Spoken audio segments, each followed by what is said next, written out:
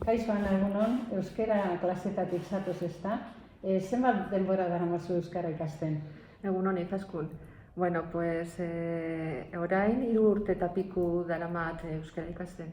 Eta pozik zaude, uste duzu ahaleginak merezi dauela? Oso pozik nago, bai, noski merezi du euskara ikasten. Bai, uste dut, baiet, nire lankidek laguntzen didate aurrera egiteko. Eta zer animatu zintuen euskara ikastera eta emakunden lan egiteak zertan lagundu dizu horretan?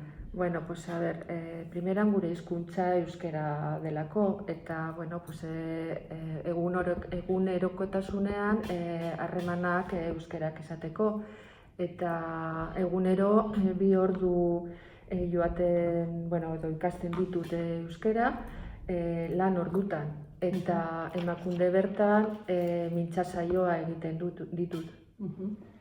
Pozten naiz, badakizu, zu bezala beste langilei ere aukera ematen diegula emakunden euskara ikasteko, guretzako oso importantea da euskararen erabilera bermatzea etxe honetan, alde batetik herritarri begira, beste batetik, gure artean euskara lan hizkuntza izateko, ez?